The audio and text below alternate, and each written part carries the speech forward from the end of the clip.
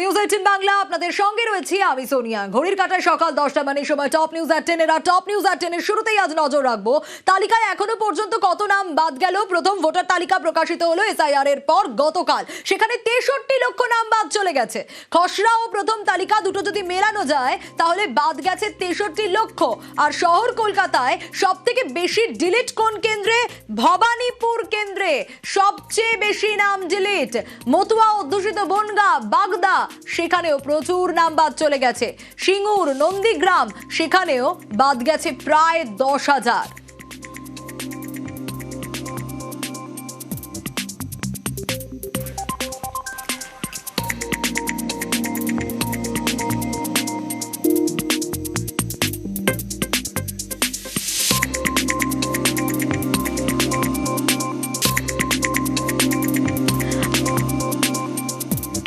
আর নজরে রয়েছে সেই কেন্দ্রগুলো দেখাচ্ছিলাম এতক্ষণ যেগুলোতে নামবাদের সংখ্যা বেশি। ভবানীপুর সব থেকে বেশি শহর কলকাতায় বাদ গেছে। ভবানীপুরে 2324। আর গতকালের যে প্রকাশিত তালিকা মানে সেখানে ডিলিট হচ্ছে 2324। আর খসড়ায় ভবানীপুরে কত বাদ গিয়েছিল?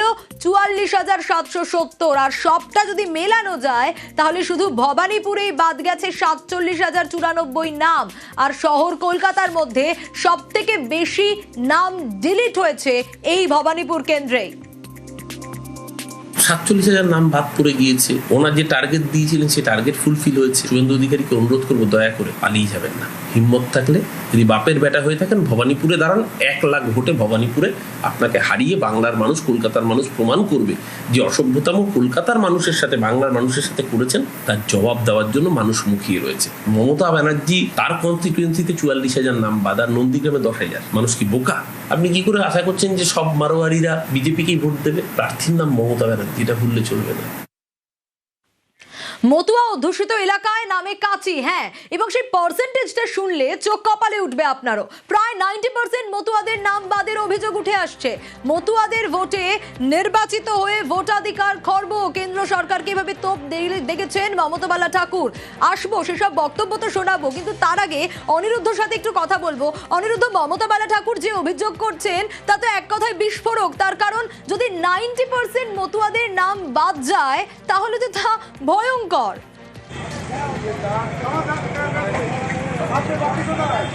একদমই সোনিয়া, উত্তর 24 পরগনার সীমান্তবর্তী এলাকা নদিয়া এবং অনেকাংশে যে সমস্ত মতুয়া অধ্যুষিত এলাকা রয়েছে সেই মতুয়া অধ্যুষিত এলাকায় 90% মতুয়াদের নাম বাদ গিয়েছে, তেমনই কিন্তু দাবি করেছেন রাজ্যসভা তৃণমূল কংগ্রেসের সাংসদ তথা মতুয়া মহাসংঘের সংঘাধিপতি মমতা ঠাকুর। এবং তিনি এই দাবি আগেও করেছেন, একাধিকবার এই দাবি করেছেন যে মতুয়ারাই সমস্যায় পড়বেন।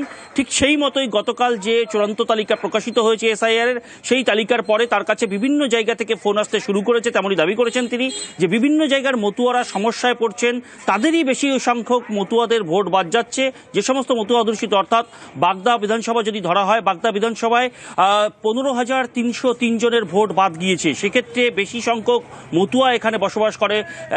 60% বেশি মতুয়ার বাস রয়েছে বাগদায়। সেখানে এত সংখ্যক মতুয়া রয়েছে, সেখানে এই মতুয়ারাই বেশি ভুক্তভোগী হবে বলেও দাবি করেছেন তিনি। এবং এই কেন্দ্রীয় সরকার একাধিকবার রাজ্যে এসে দাবি করেছে যে মতুয়াদের ভোট কাটা যাবে না। তিনি এক হাত নিয়েছেন শান্তনু ঠাকুরকে, কারণ শান্তনু ঠাকুরও এর আগে দাবি করেছিলেন যে কোনো মতুয়ার ভোট বাদ যাবে না। সেখানে তিনি প্রশ্ন তুলেছেন যে শান্তনু ঠাকুর এখন বলছেন যে নির্বাচন কমিশন জানে, তাহলে তিনি কখন কি বলছেন সেটাই জানা নেই। বেশ, উভয়ের বক্তব্যই শুনি, সঙ্গে থাকো।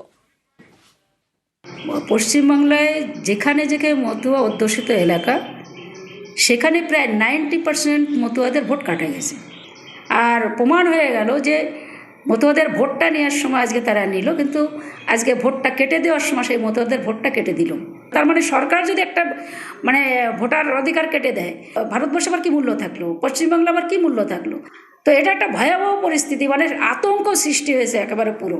সেন্ট্রাল গভর্নমেন্ট যেভাবে নির্বাচন কমিশনকে দিয়ে আজকে এই কাজটা করালো, আগামী দিন আমরা এটাকে নিয়ে একটা বৃহত্তর আকারে সারা পশ্চিমবাংলায় যে তাদের জন্য আমরা লড়াই করছি, আগামী তো সেই লড়াই চলবে। दुर्भाग्य होगा अगर मथुआ का नाम बात जाता है वहां से। जब सिटीजनशिप मिलेगा तब वोटर लिस्ट में भी नाम उठेगा, और जब भारत सरकार में यहाँ रहने को दिए हैं तो जरूर इनको नॉन वोटर करके तो नहीं रखेगा, वोटर बनाएगा फ्यूचर में।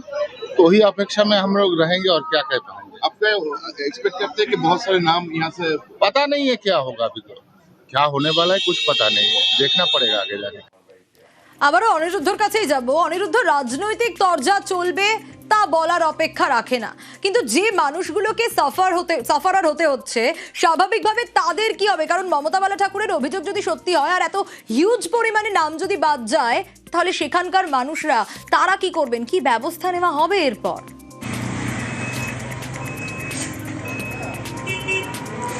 দেখো, আমরা একাধিক মতুয়ার বক্তব্য পেয়েছি এবং আমরা নিউজ 18 বাংলার পর্দায় সেই বক্তব্য দেখিয়েছিও যে মতুয়ারা রীতিমতন আতঙ্কের মধ্যে ছিলেন, যে মতুয়াদের অনেকাংশেই রয়েছে যারা বাংলাদেশ থেকে উদ্বাস্তু হয়ে এই দেশে এসেছিল এবং এই উদ্বাস্তু সমস্যার সমাধান করবে কেন্দ্রীয় সরকার। একাধিকবার রাজ্যে এসে কেন্দ্রীয় নেতৃত্ব অর্থাৎ অমিত শাহ প্রধানমন্ত্রী তারা এই উদ্বাস্তুদেরকে নাগরিকত্ব দেওয়া হবে তেমনই কিন্তু দাবি করেছিলেন, কিন্তু সেই দাবিতেই থেকে গেল। তেমনই কিন্তু মতুয়াদের মধ্যে একটা আশঙ্কা তৈরি হয়েছে যে তাদের নাম ইতিমধ্যেই যে বাদ গেল, তাদের মধ্যে যাদের নাম বাদ যাচ্ছে অর্থাৎ যে সমস্ত মতুয়ার নাম বাদ যাচ্ছে আগামী দিনে তাদের কি ভোটাধিকার থাকবে কিনা। 2026 সালের নির্বাচন রয়েছে, সেক্ষেত্রে তারা রীতিমতন আশঙ্কা প্রকাশ করছেন যে যদি ভোট না দেয় তাহলে ভারতবর্ষের নাগরিক হিসাবে তাদেরকে থাকাতেই বৃথা হয়ে যাবে এবং অনেকে এসে এখানে পড়াশুনো করেছে, চাকরি করছে, তাদেরও বাবা মার ভোট বাদ যাচ্ছে। সেক্ষেত্রে মতুয়ারা বলা যেতে পারে সমস্যার সম্মুখীন। অনেকাংশের মতুয়ারা যারা ওপার বাংলা থেকে এপার বাংলায় এসেছে এবং উদ্বাস্তু হয়ে বিভিন্ন জায়গায় রয়েছে, উত্তর 24 পরগনা, নদিয়া, উত্তর দিনাজপুর এবং সীমান্তবর্তী এলাকায় এই সমস্ত মতুয়ারা রয়েছে, তারা কিন্তু রীতিমতন আশঙ্কার মধ্যে দিন কাটাচ্ছেন যে তাদের যদি ভোটাধিকার না থাকে তাহলে আগামীতে তাদের কি হবে তা নিয়ে কিন্তু একেবারে। এবং নাম বাদ এটা কিন্তু মানতে নারাজ শুভেন্দু অধিকারী। 2002 সালের পরে যে সমস্ত শরণার্থী এসেছেন তাদের তো সমস্যা আছে। যাদের নাম ডিলিট হয়েছে সেই হিন্দু শরণার্থীরা তারা প্রথমে ডিওর কাছে আবেদন করবেন, সিওর কাছে আবেদন করবেন। আমরা বিষয়টা দেখে নিচ্ছি। আজ সকালেই দিল্লিতে কথা বলে নিয়েছি। সিএ যারা আবেদন করেছেন তাদের স্কুটিনি কমপ্লিট হয়ে গেছে প্রায় 91,000, তার মধ্যে 300-400 স্কুটিনিতে বাতিল হয়েছে।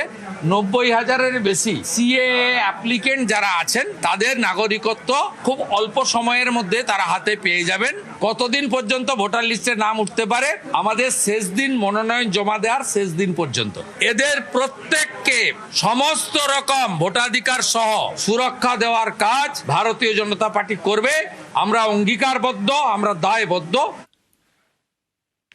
ভোটার তালিকায় নাম বাদ, নাম নেই এরকম ছবি তো দেখাচ্ছিলাম, কিন্তু সর্বাধিক নাম বিচারাধীন কোথায় বলুন তো? মুর্শিদাবাদে নাকি। বিচারাধীন ভোটারের সংখ্যায় একেবারে শীর্ষে মুর্শিদাবাদ। মুর্শিদাবাদে কত বিচারাধীন ইতিমধ্যেই? প্রণবের কাছ থেকে ডিটেল আপডেট নেওয়ার চেষ্টা করি। প্রণব, দেখো, মুর্শিদাবাদের সবচেয়ে বেশি হচ্ছে বিচারাধীন, প্রায় সংখ্যাটা হচ্ছে 11,21,205 জন এবং তার মধ্যে লক্ষাধিক সংখ্যা ভোটার বিচারাধীন রয়েছে, যেরকম শামশেরগঞ্জ, সুতি, রঘুনাথগঞ্জ, সাগরদিঘি এবং ভগবানগোলা, রানীনগরের মতন বিধানসভা এলাকাগুলোতেও সবচেয়ে বেশি হচ্ছে শামশেরগঞ্জ বিধানসভা এলাকাতে। সেখানে বিচারাধীনই রয়েছে তোমার 1,19,901 জন এবং তারপরে কিন্তু সুতি 1,11,606 জন। একইভাবে রানীনগরেও কিন্তু তোমার এই সীমান্তবর্তী ব্লক রানীনগর, সেখানেও 1 লক্ষের ওপর এবং সবচেয়ে কম রয়েছে শহর যে বহরমপুর, সেই বহরমপুরে কিন্তু বিচারাধীন রয়েছে মাত্র 12,754 জন এবং স্বাভাবিকভাবেই এত সংখ্যক মানুষ, প্রায় 11 লক্ষ মানুষের যে বিচারাধীন রয়েছে, যদিও প্রশাসনের পক্ষ থেকে দাবি করা হয়েছে যেহেতু পুরো কাজ চলছে পুরোদমে, প্রত্যেকের নাম ধাপে ধাপে উঠে যাবে, সবারই নামই চলে আসবে বলে কিন্তু আশ্বাস দিচ্ছেন, কিন্তু কতটা তোলা সম্ভব সেটা নিয়ে কিন্তু প্রশ্ন দেখা দিয়েছে। যদিও এ ব্যাপারে প্রশাসনের আধিকারিকরা জানিয়েছেন যে সমস্ত কর্মীরা দ্রুত গতিতে নাম তোলার কাজগুলো চলছে, সমস্ত কিছু খতিয়ে দেখছেন এবং বিচারকরা সেই কাজ তদারকি করছেন। সেই কারণে সেই কাজ প্রায় সম্পূর্ণ সবারই বেশি। একেবারে এবার যদি মালদার দিকেও আমরা নজর রাখি, তাহলে সীমান্ত লাগোয়া সংখ্যালঘু অধ্যুষিত 2 জেলা, সেখানে কোপ অর্থাৎ মুর্শিদাবাদের পরে যদি সবচেয়ে বেশি বিচারাধীন কোথাও থাকে সেটা হচ্ছে মালদা। মালদায় বিবেচনাধীন ভোটার 8,28,127। অন্যদিকে মুর্শিদাবাদ মালদার পরে রয়েছে 2 পরগনা। উত্তর 24 পরগনায় বিচারাধীন 5,91,252, দক্ষিণ 24 পরগনায় বিচারাধীন 5,22,042।